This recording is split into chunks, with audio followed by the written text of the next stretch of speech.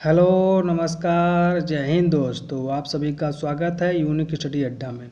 रोजाना daily current affair की तरह आज हम 27 मार्च में जितने भी महत्वपूर्ण करंट अफेयर बनेंगे उसके बारे में जानेंगे। वीडियो में अंत तक बने रहेगा और वीडियो अगर पसंद आए तो लाइक सब्सक्राइब और शेयर जरूर कीजिएगा। चलिए इसी के साथ थंबनेल के माध्यम से ही हम पहला क्वेश्चन देखने का प्रयास करते हैं। देखिए पहला क्वेश्चन क्या है हम लोगों का। देखिए पहला क्वेश्चन है कि डोला होली समारोह कहाँ मनाया गया है। देखिए अभी हाल ही में होली का त्यौहार बीता है, तो एक प्रकार का होली के त्यौहार में एक प्रकार का त्यौहार होता है, उसी से रिलेटेड डोला होली। तो डोला होली समारोह कहाँ पर मनाया गया है। देखिए ऑप्शन नंबर ए में है झारखंड, बी में उड़ीसा, सी में केरल, डी में उत्तर प्रदेश। तो इसका सही आंसर हो जाएगा ऑप्शन नंबर बी यानी कि उड़ीसा। उड़ीसा में डोला होली समारोह मनाया गया है। देखिए यही है, डोला से रिलेटेड चलेंगे, डोली होली यानी यहाँ पर देखिए सब उठाए हुए हैं, तो वही डोला होली समारोह मनाया गया है उड़ीसा में। अब नेक्स्ट क्वेश्चन देखते हैं हम लोग, यानी कि उड़ीसा है तो उड़ीसा के बारे में कुछ पॉइंट देख लेते हैं। देखिए उड़ीसा के सीएम कौन है, तो नवीन पटनायक। राज्यपाल की बात करें उड़ीसा के तो रघुवर दास हैं। उड़ीसा में महानदी पर जिस पर हीराकुंड बांध स्थित है। पेपर में देखिए ऐसे पूछता है कि हीराकुंड बांध कहाँ स्थित है, तो आप लोग कहाँ पर बताएंगे कि उड़ीसा में है। ऐसे भी पूछ देता है कि किस नदी पर स्थित है, तो आप लोगों को बताना पड़ेगा कि महानदी पर है। उड़ीसा में हीराकुंड बांध किस नदी पर है, महानदी पर है। और यहाँ पर कौन कौन से झील है देख लीजिए, चिल्का झील है, कांजिया झील, रेंगली झील, ये सब जितने भी झीलें हैं सब उड़ीसा में हैं। और इसमें उड़ीसा में राष्ट्रीय उद्यान को भी हम लोग देख लेते हैं। देखिए नंदनकानन राष्ट्रीय उद्यान और सिमलीपाला राष्ट्रीय उद्यान तथा भीतरकनिका राष्ट्रीय उद्यान, ये सब जितने भी उद्यान हैं सब उड़ीसा में हैं। उड़ीसा के तट को हम लोग क्या कहते हैं, उड़ीसा के तट को हम लोग देखिए उत्कल तट कहते हैं। उड़ीसा के तट को उत्कल तट कहते हैं। और यहाँ पर कौन कौन से पर्व यानी त्यौहार मनाए जाते हैं। देखिए रज पर्व जो है उड़ीसा का है और नुआखाई भी है उड़ीसा का है। देखिए उड़ीसा में एक कोणार्क सूर्य मंदिर स्थित है। यह भी क्वेश्चन आता है कोणार्क का सूर्य मंदिर कहाँ है, तो उड़ीसा में है। ये सब जितने भी पॉइंट थे सब उड़ीसा से संबंधित हैं, आप सभी लोगों को याद रखना है। अब नेक्स्ट क्वेश्चन की तरफ हम लोग देखते हैं। देखिए नेक्स्ट क्वेश्चन हम लोगों का क्या है।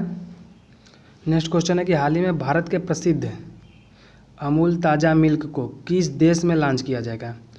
अमूल तो आप सभी लोग जानते ही होंगे, भारत का नंबर 1 ब्रांडेड है मिल्क में, AMUL। इसका फुल फॉर्म क्या होता है, आनंद मिल्क यूनियन लिमिटेड। आनंद मिल्क यूनियन लिमिटेड यानी अमूल।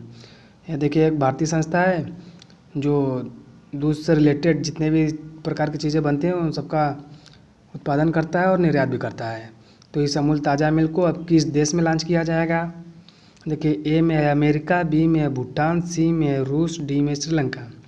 इसका सही आंसर हो जाएगा ऑप्शन नंबर ए यानी अमेरिका। अब देखिए भारत का एक प्रसिद्ध कंपनी कौन सा है, अमूल।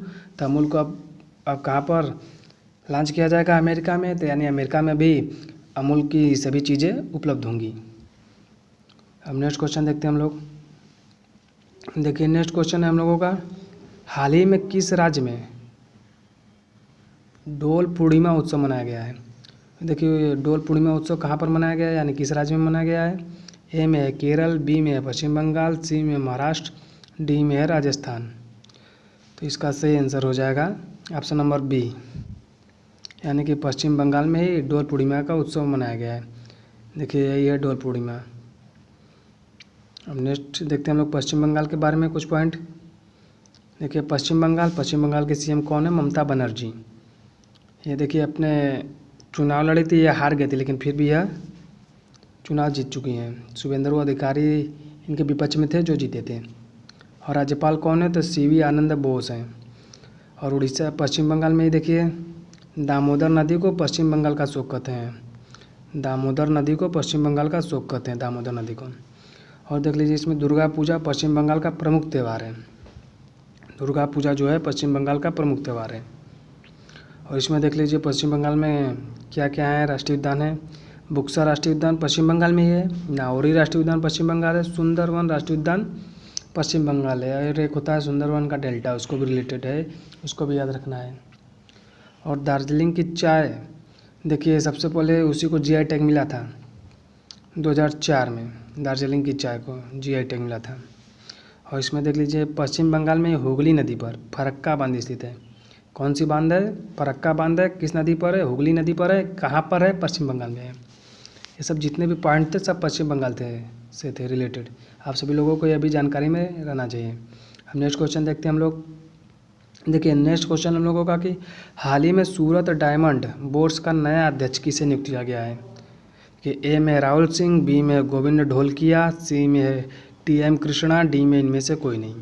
तो इसका सही आंसर हो जाएगा ऑप्शन नंबर बी, यानी कि गोविंद ढोलकिया जी जो हैं सूरत डायमंड्स बोर्ड्स का नया अध्यक्ष इन्हें बनाया गया है। देखिए diamonds are forever, so are morals, यह देखिए एक उपन्यास है, इनकी एक किताब है, ऑटोबायोग्राफी है इनके बारे में। किताब का नाम यही है, गोविंद ढोलकिया का किताब है। अब नेक्स्ट क्वेश्चन देखते हैं हम लोग। देखिए नेक्स्ट क्वेश्चन हम लोगों का क्या दिया हुआ है कि हाल ही में exercise tiger Triumph 24, exercise tiger Triumph 24 का कहाँ पर संपन्न हुआ है? यह एक युद्धाभ्यास है। कहाँ पर संपन्न हुआ है? कि ए में है मुंबई, बी में है विशाखापट्टनम, सी में है जैसलमेर, डी में इनमें से कोई नहीं। इसका सही आंसर हो जाएगा ऑप्शन नंबर बी, यानी कि विशाखापट्टनम में ही एक्सरसाइज टाइगर ट्रायम्फ 24 का आयोजन हुआ है। अब नेक्स्ट क्वेश्चन देखते हैं हम लोग। देखिए नेक्स्ट क्वेश्चन है हम लोगों का कि हाल ही में किस राज्य में पहचानी गई गहरे समुद्र की आइसोपॉड का नाम इसरो के नाम पर है? यानी कि देखिए अभी हाल ही में एक मछली खोजी गई है, समुद्र की गहराई में पाई गई है, इसका नाम क्या है? आइसोपॉड का नाम इसरो के नाम पर है। तो कहाँ पर खोजी गई है? देखिए ए में है केरल, बी में है असम, सी में है महाराष्ट्र, डी में है राजस्थान। तो इसका सही आंसर क्या हो जाएगा? ऑप्शन नंबर ए, यानी कि केरल। केरल में ही खोजी गई है, केरल राज्य में इसरो के नाम पर रखा गया है। अब नेक्स्ट क्वेश्चन देखते हैं हम लोग।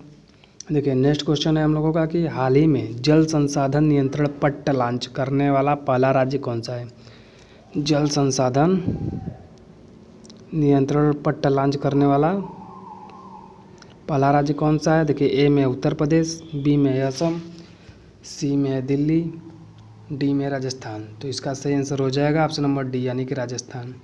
राजस्थान जो है जल के बचाव और जल की सुरक्षा के लिए जल संसाधन नियंत्रण पट्ट लॉन्च करने वाला पहला राज्य बना है। हम राजस्थान के बारे में कुछ पॉइंट हम लोग देखते हैं। देखिए राजस्थान की राजधानी क्या है? राजस्थान की राजधानी जयपुर है, जयपुर है। और जयपुर को हम लोग कहते क्या है? जयपुर को पिंक सिटी कहते हैं, पिंक सिटी यानी कि गुलाबी नगरी कहते हैं जयपुर को हम लोग। यहाँ पर कौन कौन से राष्ट्रीय उद्यान है उसको हम लोग देखते हैं। देखिए रणथंभौर, केवलादेव, घाना, सिरिस्का, मरु उद्यान, मुकुंदरा हिल्स, ये सब जितने भी हैं राष्ट्रीय उद्यान हैं सब राजस्थान में पाए जाते हैं।